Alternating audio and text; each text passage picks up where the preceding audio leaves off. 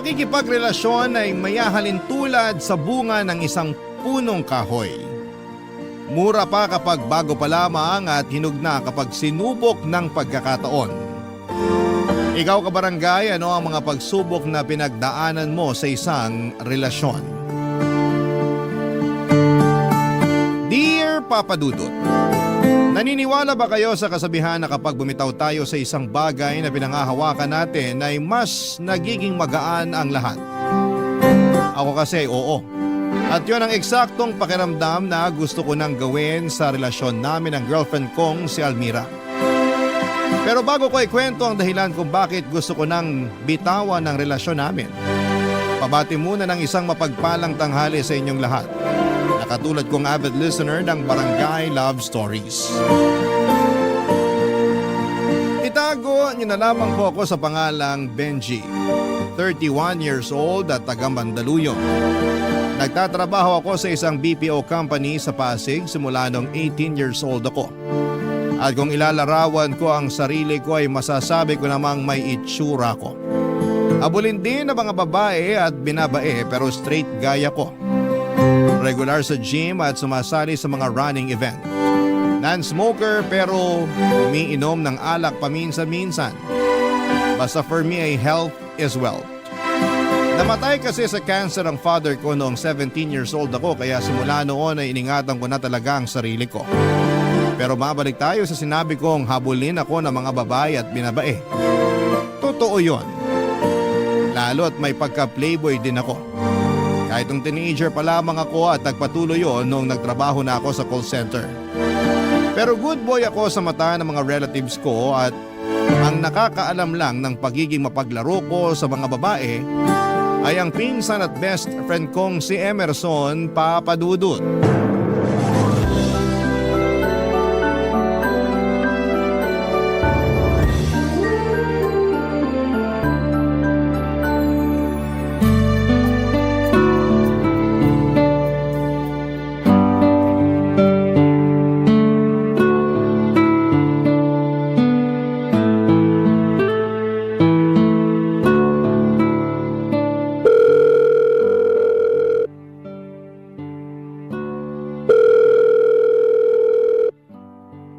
Tagal naman sagutin yung tawag ko.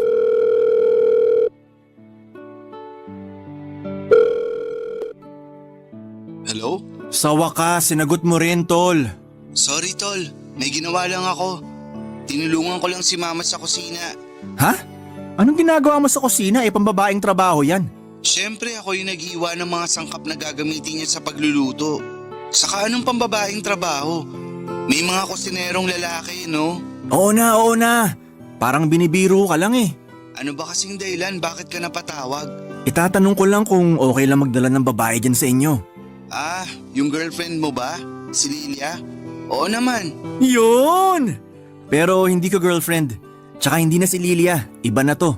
Anong ibig mong sabihin? Break na kami ni Lilia. Masyadong controlling. Palibhasa, Scorpio ang zodiac sign. Ganun ba yun? Ewan ko. Nababasa ko lang sa Facebook. At naniwala ka naman. Oo, kasi ganun si Lilia. Kaya nga kami nag-break eh. Maniwala sa'yo. Ang sabihin mo, babaero ka lang talaga. Uy, shh ka lang dyan. Mamaya marinig ka nila tita, ano pa isipin nun sa akin? Malamang dahil sa iba't ibang babae na sinasama mo sa mga gathering natin, iisipin talaga nila na babaero ka. Ganun ba yun? Sige na nga, hindi ko na muna isasama tong babae ko. Total, hindi pa naman nagiging kami. Eh anong tawag sa inyo? May mutual understanding? Ewan ko sa'yo. Ang tanda-tanda mo na. 30 years old ka na. Pero bakit kasi hindi ka pa rin maging stick to one? Sa gwapo kong to, mahirap sa akin maging stick to one, no? Tsaka maraming magaganda at sexy na babae sa mundo. Mga katwiran mo talaga laging wala sa hulog. Napapaisip tuloy ako kung may tsansa pa ba na tumino ka. Ako nga hindi ko iniisip yung bagay na yan, kaya wag mo na rin masyadong isipin. Basta, ikaw lang nakakaalam ng pagiging playboy ko.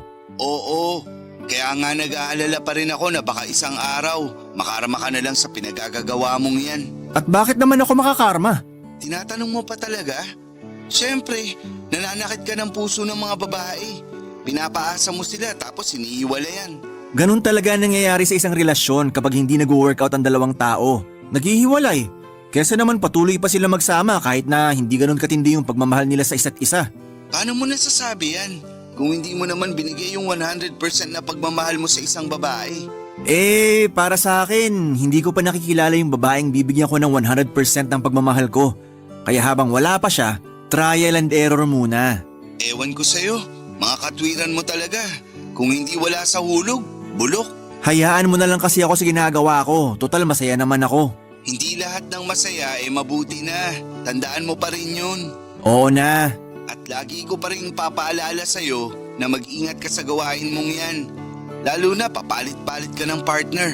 Baka magkasakit ka niyan. Ewan ko na lang talaga sa'yo. Maingat ako, huwag kang mag-alala. Pero salamat pa rin sa paalala. Walang anuman. Anong oras ka ba pupunta rito sa bahay? Inaantay ka nila mama at papa. Anniversary pa naman nila. Huwag mo silang iinjanin. Mga bago mag alas 12, nandyan na ako. At oo naman, hindi ko i-enginein sina tito at tita. Okay, see you later sa bahay. See you later, bye. Papadudot anak ng tiyuhing kong pastor si Emerson kaya ganon ang ugali niya. Yun bang literal na good boy tapos ako ay mapagpanggap lamang. Pero sa kabila ng lahat ay hindi naman siya judgmental kaya sa kanya ako nakakapag-open up ng mga nangyayari sa buhay ko. Kasama na nga doon ang pagkakaroon ko ng iba't ibang karelasyon. Alam ko na hindi nakaka-proud na magpapalit ng partner pero hindi talaga kasi ako makontento sa iisang babae. Pero nagbago ang lahat nung nakilala ko si Almira.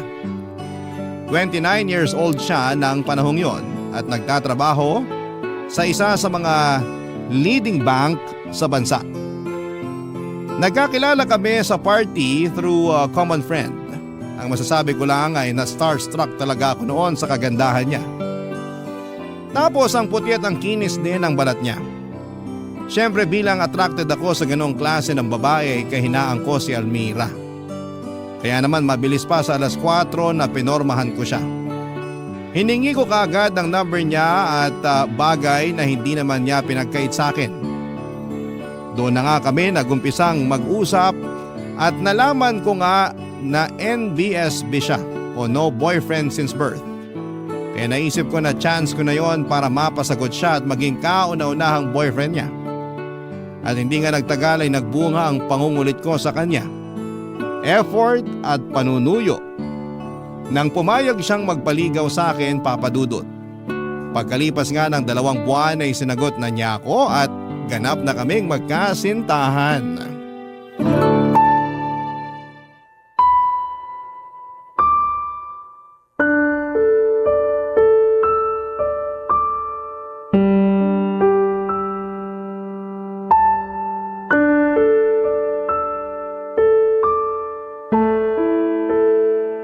Mahal, ano bang ginagawa natin sa lugar na to? Ano pa nga bang ginagawa ng mag-boyfriend at girlfriend sa lugar na to? Kaso hindi pa ako handa eh. Ha? Hindi ka pa handa saan? Saan pa ba? Di dun sa ginagawa ng mag-boyfriend at girlfriend sa motel. Pambihira ka naman. Kaya nga kita dinala rito para gawin na natin yung bagay na yon. Akala ko naman willing ka kasi sumama ka. Nung una willing ako pero biglang nagbagong isip ko eh. Hindi pa pala ako handa. Labo mo naman eh. Bakit hindi ka pa handa? Nandito na tayo. Hindi ko rin ma-explain basta yun yung nararamdaman ko. Sorry. Siguro natatakot ka no? Oo, hindi ko rin alam gagawin ko eh. Basta sabayan mo na lang ako. Huwag kang matakot. Tuturuan naman kita eh. Kaya lang 'di ba, dapat ginagawa lang ng mag-asawa yung bagay na yun. At kanino mo naman nalaman yan? Anong kanino nalaman? General knowledge yun. Ang mag-asawa lang ang may karapatang gawin yung bagay na gusto mong gawin natin. Noon yon, pero hindi na ngayon. Masyado mo naman tinatali sarili mo sa makalumang panahon eh. Kainis ka naman.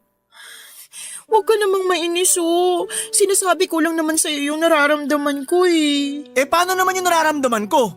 Sa lagay yung sa'yo lang mahalaga kasi babae ka? Benji naman, please, huwag kong sumigaw. Paano hindi ako sisigaw? Nakakainis ka na. Kung umasta ka, akala mo teenager pa tayo.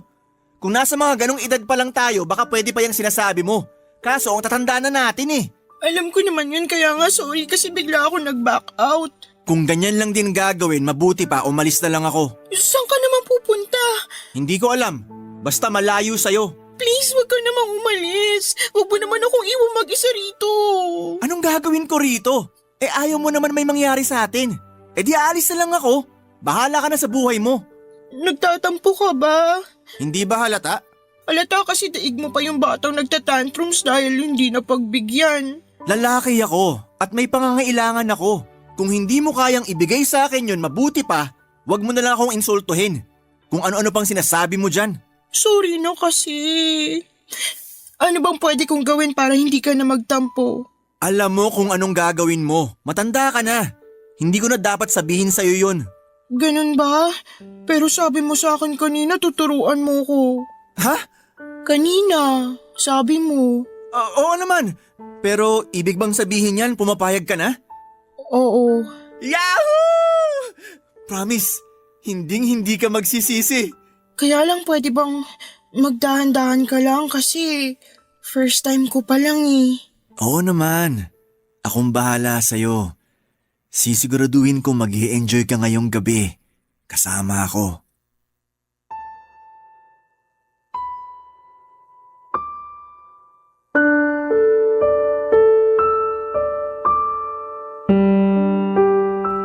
Papadudod doon ko na-realize na medyo makalumang tao si Almira. Pati na rin ang pag-iisip niya pero buti na lamang at hindi ako nahirapang kumbinsihin siya. Naayos lang na gawin namin ang bagay na yon dahil nga moderno na ang panahon.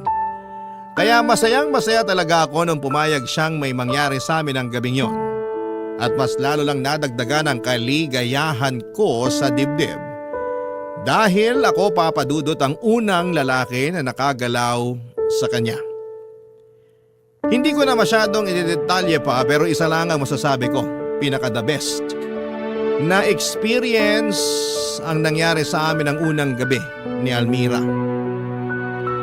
Hindi nagtagal ay siya na ang nag-i-insist na may mangyari sa amin at sobrang saya ko noon. Siya na ang madalas na nagyayaya sa akin at sino ako para tanggihan ang paanyaya ng isang katulad niya. Hindi ko rin may paliwanag pero ang galing ni Almira sa parteng nabibighani niya ako hindi lang sa pisikal niyang katangian at galing sa pakikipagromansa kundi maging sa buong pagkatao niya. Alam ko, nang mga panahon na yon na natagpuan ko na ang babaeng mamahalin ko ng 100%. Barangay Love Stories. Barangay Love Stories.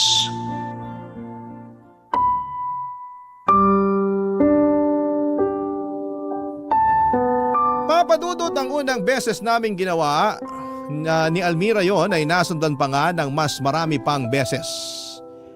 Masaya ako kasi hindi lang ako ang nag-i-enjoy sa mga ginagawa namin kundi maging siya rin. Minsan pa nga niyang nasabi sa akin na ginising ko raw ang natutulog niyang pagkababae. Kaya medyo proud ako pagdating sa bagay na yon. Kaya lang kung hindi naman kami magkasama ni Almira at kung walang nangyayari sa amin ay subsob sa trabaho ang girlfriend ko. Palibhas ay mataas ang posisyon niya sa pinagtatrabahuhan niya, bagay na hindi ko kinatutuwa lalo kapag feeling ko ay wala na siyang oras sa akin. Kaya nga hindi ko naman napigilan ang sarili kong tumingin sa ibang babae. Pampawala ng lungkot o bagot sa relasyon namin ni Almira. Sa ganong paraan ay hindi ko masyadong dinaramdam ang pagtanggi niya sa pag-aaya kong lumabas. Kesyo marami nga siyang ginagawa sa trabaho o pagod dahil sa trabaho. Pero sigurado naman ako sa sarili ko na mahal ko si Almira dahil hindi naman ako nahuhulog sa mga babaeng nagugustuhan ko. Gusto ko lang silang kasama. Hindi ko naman sinabing mahal ko na, papadudot.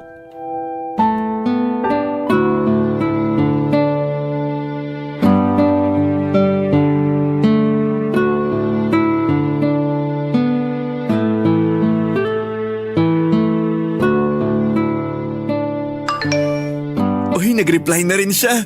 Si Almira? Akala ko ba nasa seminar sila ngayon? Oo nga.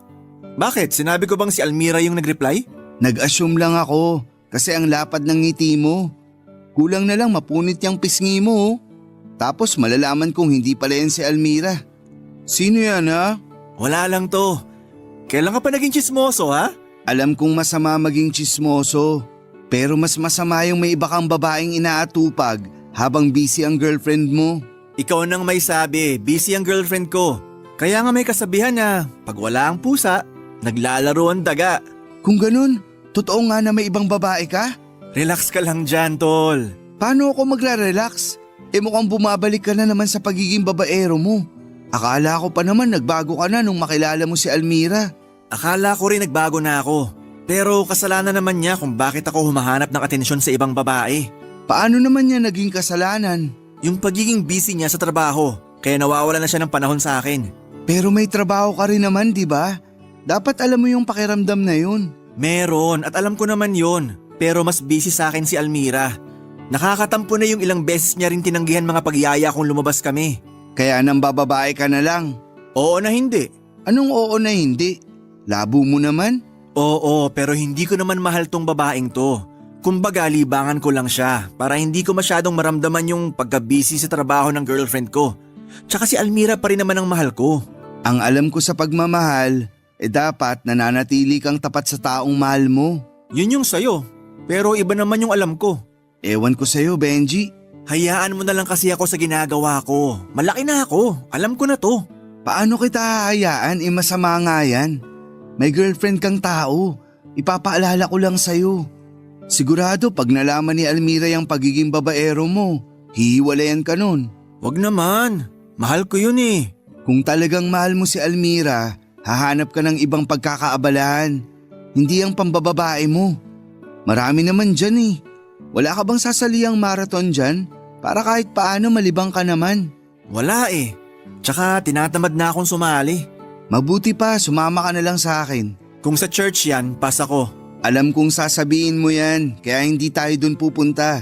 Eh saan? Sa book fair. Meron dito sa Metro Manila at gusto kong puntahan. Doon mo ako samahan. Boring naman nun, puro libro. Kaya nga book fair. Anong ine-expect mong makita? Mga alak? Oo, tsaka mga babaeng sumasayaw sa pole. Biro lang. Ikaw lang yung tumanda pero paurong. Sakit mo naman magsalita. Biro nga lang, di ba? Biruin mo na ang lasing, pati na ang bagong gising pero wag lang ako. Wag ka na kasing pikon, tol. Basta, tigilan mo na yung paglalaro mo ng apoy. Matanda ka na eh. Matakot ka na lang din mapaso, sinasabi ko sa'yo.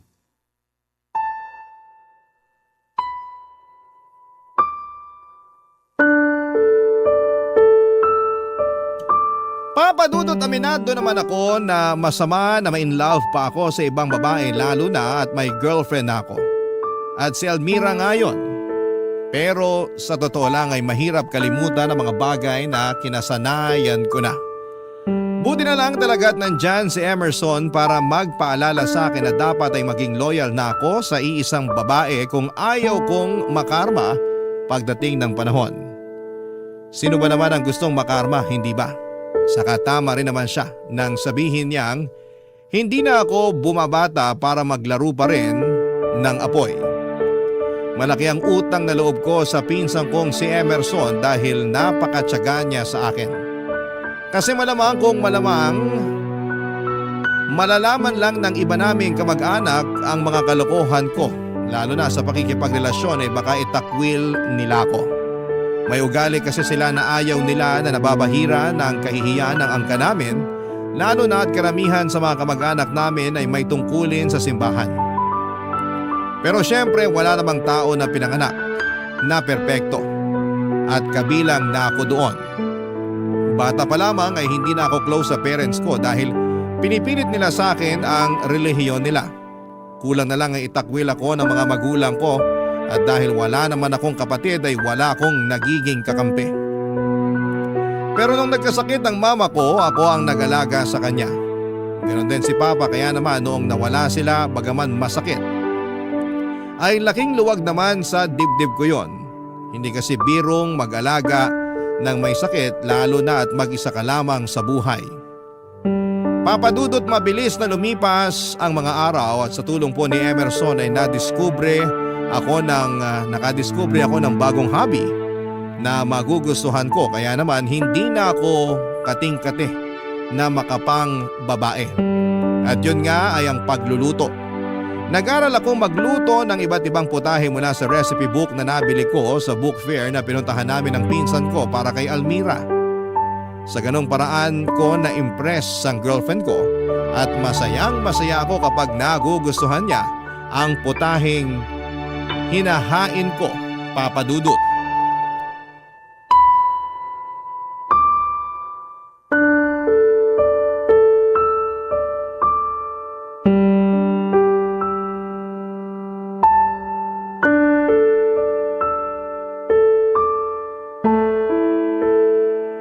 Mahal, baka naman pwede mo na akong pagbigyan. Alam mo namang miss na kita eh. Miss na rin kita pero wag muna ngayon. Ha? Bakit? Kasi masama pakiramdam ko eh. Masama pakiramdam mo? Nakapunta ka nga rito sa apartment ko. Pumunta ako rito kasi gusto kitang makasama, hindi para makipagsiping sa'yo. Tsaka, hindi ka ba nakakaintindi? Masama nga pakiramdam ko, masakit puson ko. Meron ako. Ano ba yan? Wrong timing naman. At yun pa talaga yung naisip mo? Bakit ba kasi nagpunta ka pa rito kung meron ka? Sana pinahinga mo na lang sa inyo. Di ba sinabi ko na nga gusto kitang makasama?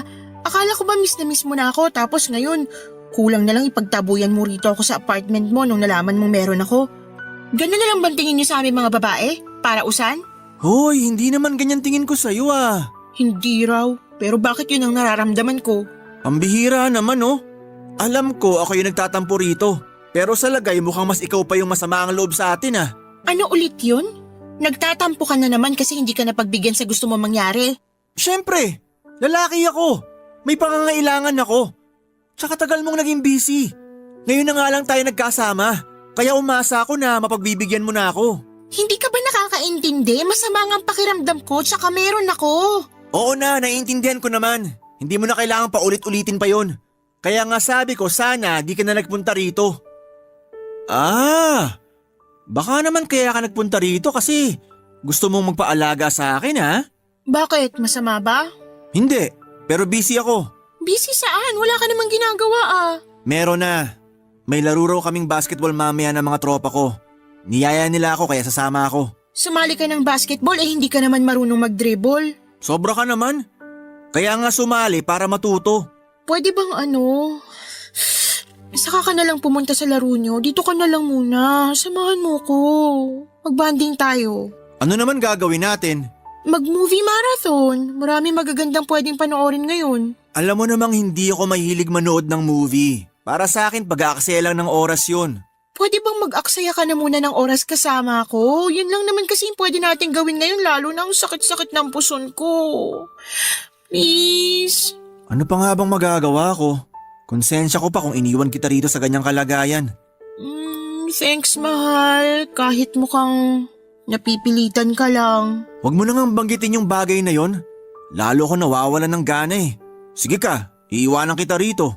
Sorry na. Mabuti pa, pagluto mo na lang ako ng masarap para gumaan-gaan naman yung pakiramdam ko. At nautusan pa nga ako? Hindi kita inuutusan, okay? Tsaka huwag ka nga umasta na akala mo aping-api ka sa relasyong to. Lalo lang sumasama loob ko sa'yo eh. At ikaw na naman ang masama ang loob. Totoo talaga yung kasabihan na only women, children, and dogs are loved unconditionally. A man is only loved under the condition that he provides something. Ay, mapapasana all ka na lang talaga. Papa Dudut, masama pa rin ang loob ko kay Almira ng mga panahong yon dahil hindi niya napagbigyan ang gusto kong mangyari. Bukod sa wrong timing din ang pagkakaroon niya ng period kaya mas nadagdagan lang ang inis ko. Kaya nga pinaramdam ko sa kanya na masama talaga ang loob ko sa pamamagitan ng pagtitiis na wag siyang kibuin ng buong araw kahit na nag-i-insist siya na magbanding kami sa pamamagitan ng panonood ng pelikula. At nagpatuloy pa nga ang silent treatment ko sa kanya ng sumunod na araw. Ewan. Sa dinami-rami ng mga babae na naging partner ko ay ganito pala ang pakiramdam kapag nagsettle ka na sa isa.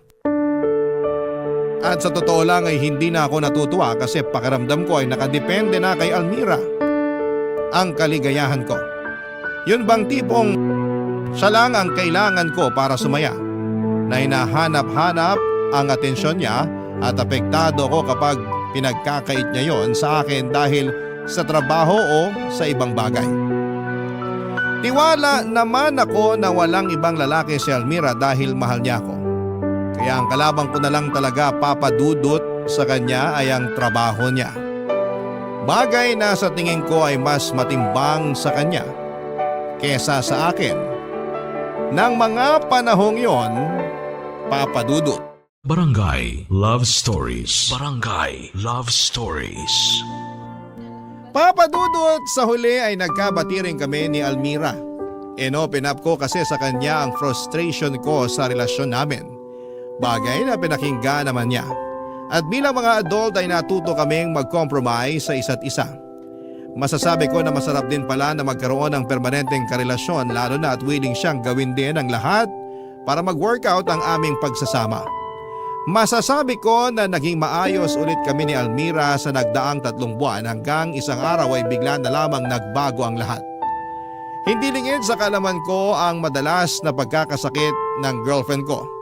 Nagsimula yon noong nagkaroon siya ng period at hindi na tumigil sa loob ng 1 buwan. Nang kumonsulta siya sa gynecologist, na-diagnose siyang may abnormal uterine bleeding.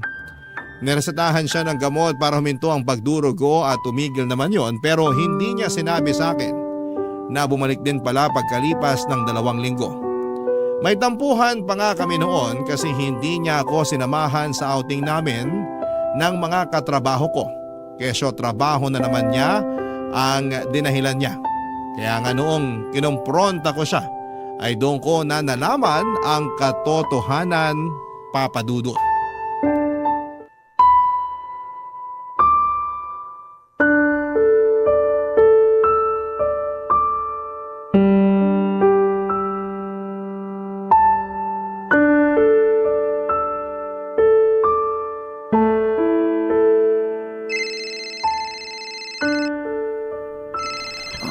Sino ba yan? Aga-aga. Storbo. Hello? Hello, mahal. Oh, mahal. Aga pa. Napatawag ka. Oo nga pasensya ka na. Busy ka ba? Hindi naman, pero natutulog kasi ako at naistorbo mo lang naman ako. Alam mo namang graveyard shift na kami, kaya tulog ako sa araw. Pasensya ka na, nakalimutan ko. Masyado kasi akong occupied. Occupied sa work mo? Hindi na bago yun. Mas madalas pa nga na trabaho mo laman ng isip mo kesa relasyon natin. Ayoko magsimula ng away, pwede ba? Hindi pwede kasi may init ulo ko ngayon. Lalo sinira tulog ko. Kailan ka ba magmamature? Alam mo, tama yung nakwento mo na sinabi sa'yo ni Emerson na tumatanda ka ng paurong. Grabe ka naman. Kung tumawag ka lang para ipamukha sa akin ng bagay na yan, mabuti pa, ibaba ko na tong phone para makatulog na ako ulit. Pag ako napuyat talaga mamaya sa trabaho, sisisihin kita. Mamaya mo na ibaba. Bakit ba kasi? May gusto ka bang sabihin? Oo, meron. Ano ba yun? Sabihin mo na bago pa kita matulugan. Antok na nga sabi yung tao Ano kasi, nalaman ko na yung result ng biopsy ko, mahal. Ha? Anong biopsy?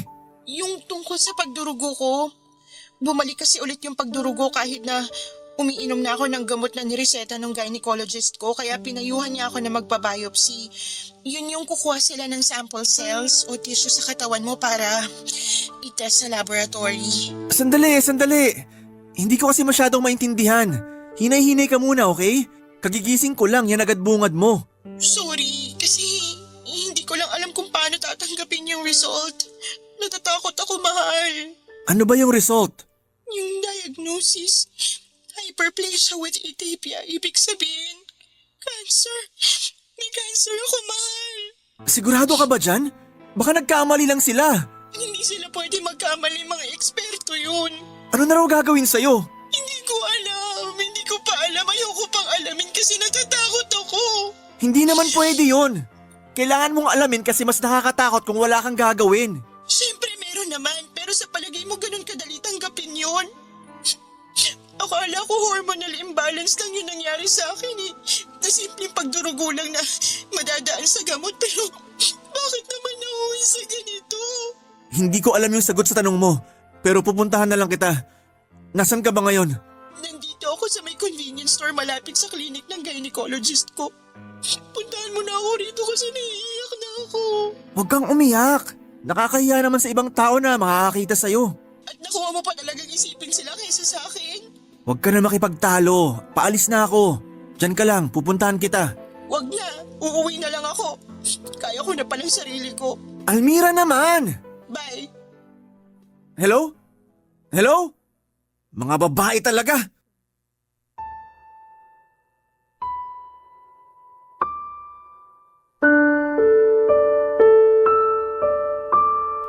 Papadudot gulat na gulat ako nang malaman ko ang resulta ng biopsy ni Almira. Pakiramdam ko ay pinagsakluban ako ng langit at lupa na pati siya ay tinamaan din ng cancer.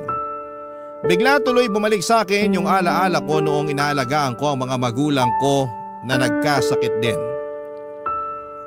Bagaman hindi cancer ang kinamatay ni Mama, yun naman ang cause of death ni Papa. Natakot ako kasi alam ko sa sarili ko na mauulit na naman ang pinagdaanan ko habang inaasikaso ang mga magulang ko noong may sakit sila hanggang sa kanilang kamatayan. Pero syempre nanaig pa rin ang awa ko sa girlfriend ko. Nalungkot ako ng husto sa kalagayan niya at bilang boyfriend niya responsibilidad ko siya, Papa Dudut. Katulad ko kasi ay ulilang lubos na si Almira. May isa siyang nakababatang kapatid pero nasa Mindanao at madalang na lamang din ang kanilang komunikasyon. Ang pinakamalapit niyang kamag-anak ay nasa Camarines Norte.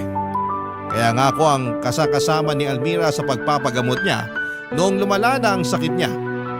Na-diagnose siya na mayroong endometrial cancer o cancer sa lining ng kanyang matres. At sa loob ng 7 buwan ay aaminin kong naubos na ako at nawala na ng pag-asa.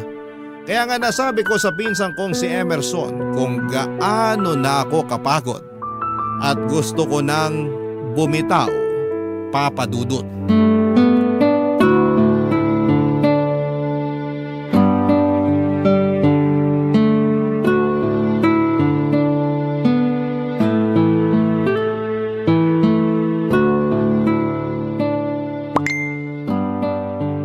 Wow, ang sexy naman niya. Ganda ng katawan. Ang kinis ng balat, tsaka ang puti. Sino yan? Bago kong natitipuhang babae. Natitipuang babae? May girlfriend ka na, di ba? Oo, pero hindi ko kasi mapigilan. Kahinahan ko mga mapuputi tsaka makikinis ang balat. Tol, nasisiraan ka na ba ng ulo? Alam mong may girlfriend ka pero nakuha mo pang mambabae. Ipapaalala ko lang sa'yo na may sakit si Almira. Dapat inaalagaan mo siya at hindi pinasasakit yung ulo niya. Yun naman ginagawa ko. Inaalagaan ko siya. Pero nakakapagod na. Anong sinabi mo? Nakakapagod nang mag-alaga sa kanya. Parang hindi naman kasi umuokay yung kalagayan niya. Parang di naman tumatalab yung mga gamot sa kanya. Pareho na kaming nawawalan ng pag-asa na baka gumaling pa siya. Kaya nga mas lalo mo siyang alagaan. Lalo mo siyang tutukan. Kasi kailangan ka niya ngayon. Pero pagod na nga ako, Tol. Hindi ka ba nakikinig? Pagod na ako. Nung nagkasakit parents ko, ako nag-alaga sa kanila. Wala akong katulong kasi wala rin naman akong mga kapatid. Kung dumadalaw man kayo sa kanila, saglit lang. Pag umalis kayo, ako na lang yung naiiwan sa kanila para asikasuhin sila. Kaya nga nung namatay sila, aaminin ko na medyo nakaramdam ako ng konting kaginhawaan sa dibdib. Kasi wala na akong aasikasuhin pa. Tapos ngayon, mauulit na naman kay Almira yung pinagdaanan ko noon sa mga magulang ko. Parang di naman yata patas yun. Anong hindi patas dun? Paanong hindi naging patas yun? Sa inyong dalawa, siya yung may mas mabigat na pinagdaraanan. Yan tayo eh. Porque hindi ako yung may sakit, ibig bang sabihin ayos na sa akin ang lahat? Hindi ka ba nakinig? Nakakapagod mag-alaga ng may sakit. Tsaka bakit kasi kailangan niya pa magkasakit ng ganun? Paano na lang yung mga pangarap namin? Hindi na yun matutupad. Kasi baka bukas o sa makalawa, kunin na rin siya sa akin. Bakit ka ba ganyan mag-isip? Habang may buhay, may pag-asa. Hindi totoo yan. Kasi umasa rin naman ako noon na gagaling ang mga magulang ko. Pero ang ending, pareho lang silang kinuha sa akin. Kaya nga hinanda ko na yung sarili ko sakaling may mangyaring di inaasahan kay Almira. Eto na nga, nagmo-move on na ako. Sa pamamagitan ng paghahanap ng ibang babae na pagtutuunan ko ng pansin. Mali pa rin yung paraan mo. Hindi tama na habang buhay pa si Almira at lumalaban siya sa sakit niya, nagmo-move on ka na at nambababae. Matakot ka nga sa karma. Natakot na ako nun sa karma. Kaya nga nagpakatino ako sa kanya. Pero anong ginanti sa akin ng kapalaran? Yung pagkakaroon ng cancer ng girlfriend ko? Kung hindi ba naman talaga patas ang mundo para sa lahat ng tao? Sakto! Ako pa yung naambunan ng kamalasan. Alam mo kung ano yung nasa isip ko ngayon? Ano? Na hinihintay ko na lang na kunin sa akin si Almira. Para matapos na ang lahat. Benji naman. Dun lang tayo sa makatotohanan, tol. Ayoko nang umasa para mabigulang ulit. Kaya mabuti pa. Hayaan mo na lang ako sa pambababae ko. Sa nalilibang ako sa ganitong paraan. At nakakalimutan ko yung nangyayari kay Almira.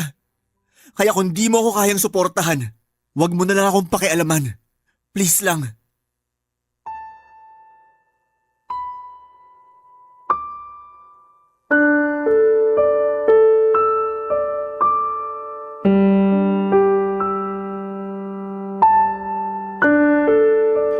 Papa Dudut, hindi nyo ako masisisi kung ganon ako mag-isip dahil napaka-unfair ng tadhana sa akin.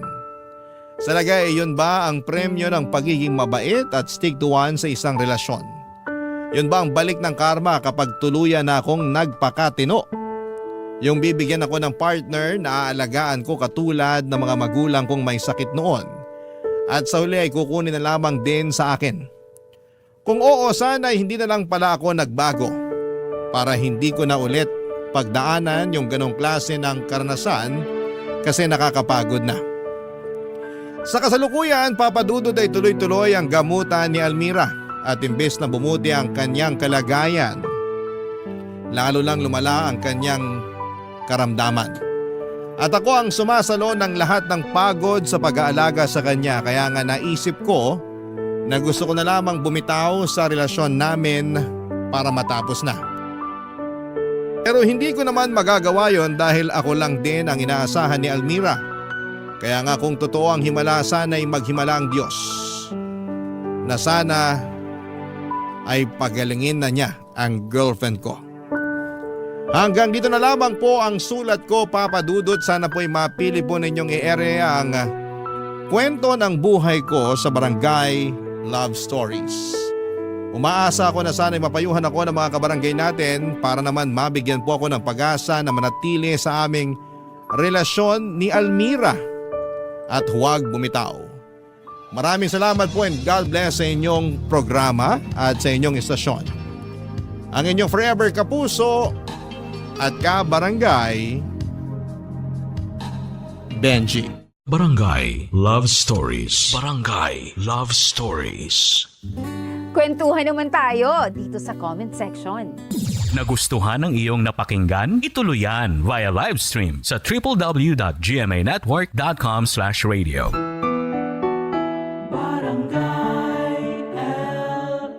In Mega Manila, 97.1. Forever.